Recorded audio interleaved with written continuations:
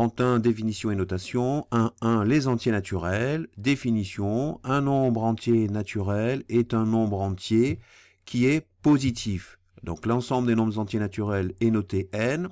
Alors n égale 0, 1, 2, 3, 4 et ainsi de suite. On nous demande de donner des exemples de nombres entiers naturels et de nombres non entiers naturels.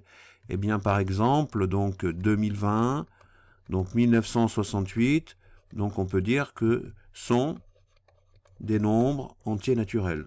Sont des nombres donc entiers naturels. Alors, vous avez par exemple moins 5, qui est un nombre entier mais qui est négatif. On a par exemple 3,7, qui est un nombre qui n'est pas un nombre entier. On a par exemple moins 0,5, c'est un nombre qui n'est pas entier et en plus qui est négatif. Donc on peut dire que ne sont pas, moins 5, 3,7 par exemple, moins 0,5, ne sont pas donc des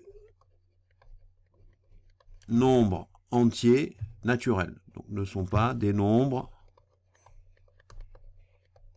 entiers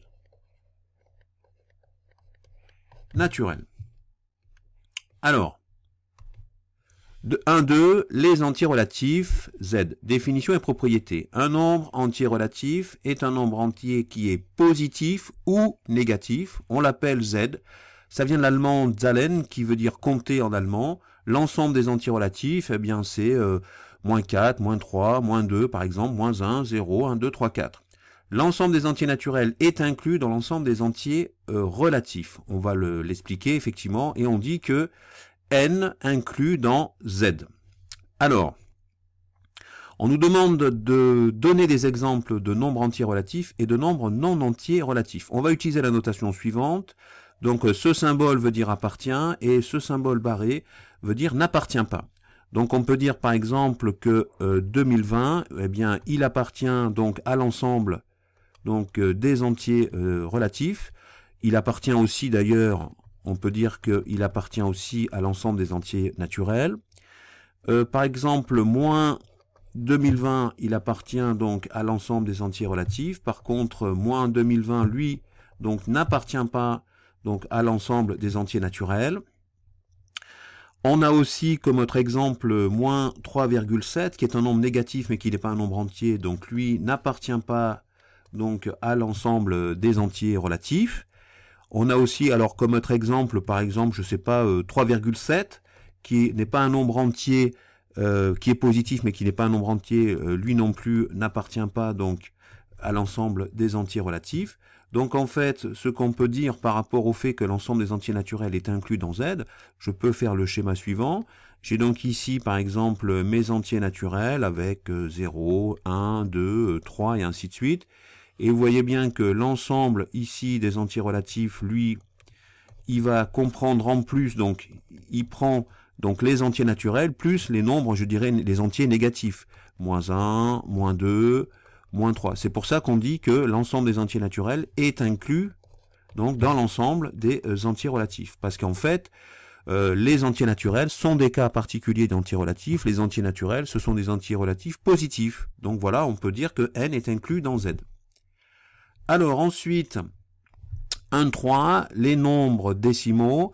Un nombre décimal peut s'écrire avec un nombre fini de chiffres après la virgule.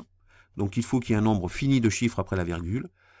Le nombre décimal peut s'écrire sous la forme a divisé par 10 puissance n, où a est un entier relatif, positif ou négatif, donc il est relatif, a élément de z.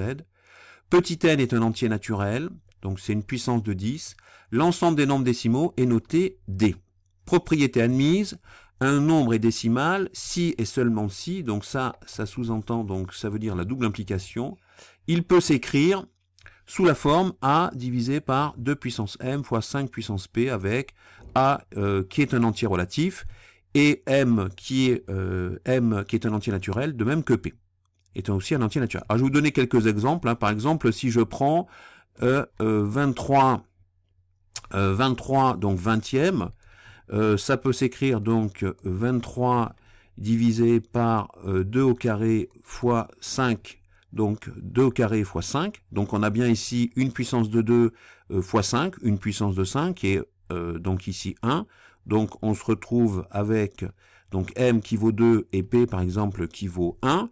Donc cela nous donne au final donc 23. Je peux faire donc ici 23 multiplié par 5. En bas ça me fait donc 2 au carré multiplié par 5 au carré. Je multiplie en haut et en bas par 5. Donc 5 passe à 5 au carré. Et je vais donc me retrouver avec ici 115 divisé par 100, c'est-à-dire 1,15. Donc on voit bien que on a ici une puissance de 2, une puissance de 5. J'ai multiplié donc en bas au dénominateur par 5 et au numérateur j'ai multiplié par 5. Et donc vous voyez bien que j'arrive en multipliant au dénominateur et au numérateur par 5. 23 fois 5 ça fait 115.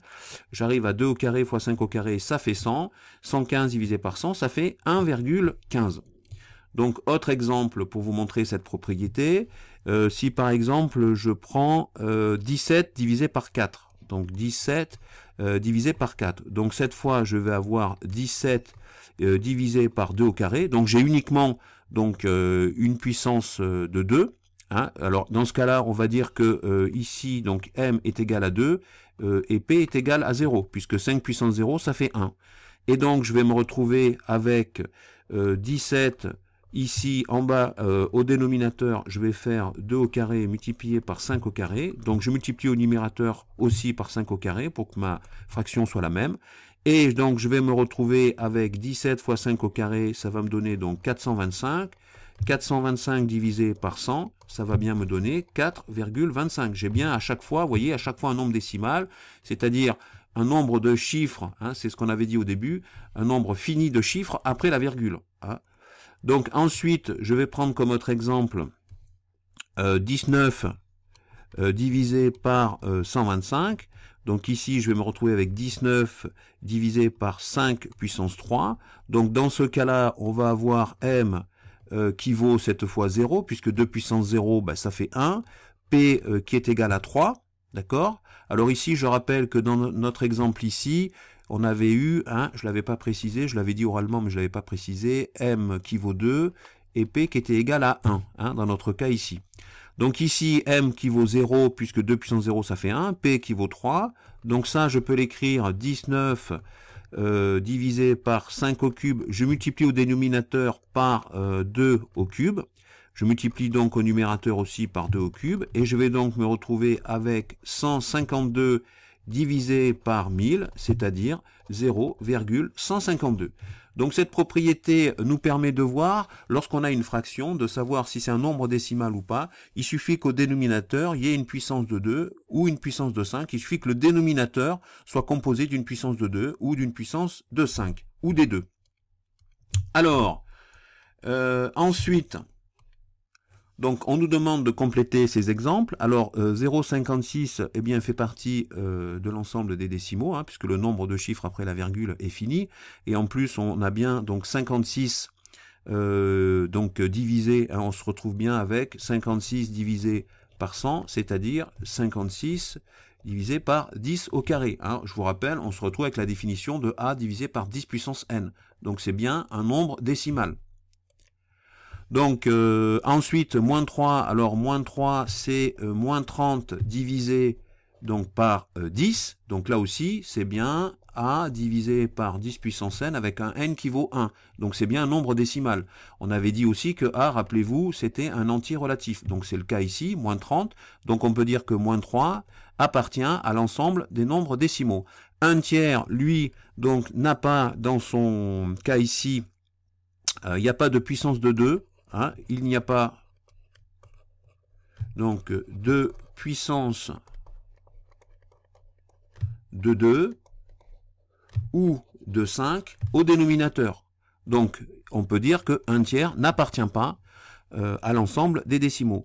3 quarts, eh bien 3 quarts, je vous répète que 3 quarts c'est 3 divisé par 2 au carré, donc il y a une puissance de 2. Donc effectivement, il appartient donc à l'ensemble des décimaux. Ensuite, 5 quatorzièmes, eh bien 14 c'est égal à 2 fois 7, donc il y a bien 2, donc là pas de problème, mais il y a 7. On avait dit qu'il fallait qu'il y ait uniquement des puissances de 2 ou de 5. Ici il y a une puissance, il y a 7, donc 7 puissance 1, donc ce n'est pas bon. Donc on peut dire que 5/14e n'appartient pas à l'ensemble des décimaux. C'est-à-dire que sa partie décimale, ici, est infinie. Le nombre de chiffres après la virgule est infini. De même que pour un tiers, le nombre de chiffres après la virgule est infini. Alors, on va maintenant se retrouver avec l'ensemble des nombres rationnels qu'on appelle Q. L'ensemble des nombres rationnels Q. Alors, un nombre définition, un nombre rationnel Q est un nombre qui peut s'écrire donc sous la forme d'une fraction. On a alors Q égale A divisé par B. Alors, A appartient à l'ensemble des entiers relatifs, d'accord ? Il peut être positif ou négatif, c'est un entier qui peut être positif ou négatif. B appartient à l'ensemble des entiers naturels, ça peut être qu'un entier qui peut être que positif, et il doit être différent de 0. Donc comme il doit être différent de 0, on peut rajouter aussi l'étoile, n étoile, ça veut dire entier relatif, entier naturel, pardon, non nul. On appelle A le numérateur et B le dénominateur. Alors ça, c'est des notions que vous avez déjà vues au collège. Alors, remarque, tout entier est un rationnel car il suffit de prendre B qui est égal à 1. Effectivement, si je prends par exemple l'entier relatif moins 15, eh bien c'est moins 15 divisé par 1. Donc ça devient ici, il devient donc élément de l'ensemble des rationnels, alors qu'ici on a un élément, donc un nombre qui appartient à des entiers relatifs. Par un souci d'unicité, on cherchera à mettre un rationnel sous la forme d'une fraction donc irréductible, c'est-à-dire sa forme simplifiée. Le signe d'une fraction ne peut se mettre devant une fraction ou au numérateur, mais pas au dénominateur, puisqu'on avait dit, je vous rappelle, que ici A appartenait à l'ensemble des entiers naturels, alors que B, lui, appartenait uniquement à l'ensemble des entiers naturels. Donc on ne peut pas avoir de 2 divisé par moins 3, par contre on peut avoir moins 2 divisé par 3, ou moins 2 tiers, en mettant le moins qui est devant la fraction, le symbole de la fraction. Alors, ensuite, propriété admise, tout nombre décimal peut s'écrire sous la forme d'une fraction. On dit alors que tout nombre décimal est un rationnel. L'inverse est faux.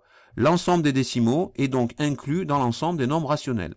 Alors par exemple, on a 0,25 qui est égal à 1 quart, 0,36 pardon, qui est égal à 36 centièmes, c'est-à-dire après simplification 9/25e, mais un tiers est différent de 0,33. On avait vu que sa partie, le nombre de chiffres après la virgule est infini. Donc ici on peut dire que un tiers, comme on a vu précédemment, n'appartient pas à l'ensemble des décimaux. Par contre, un tiers appartient à l'ensemble des rationnels.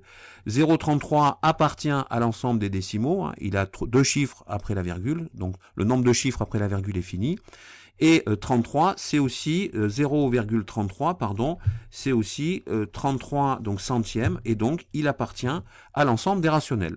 Cet ensemble D est avant tout l'ensemble des sciences donc expérimentales, les mesures n'étant possibles qu'avec un certain degré de précision, en physique et en SVT, la valeur exacte importe peu. Par contre, en mathématiques, on écrira toujours les nombres rationnels sous sa forme d'une fraction irréductible.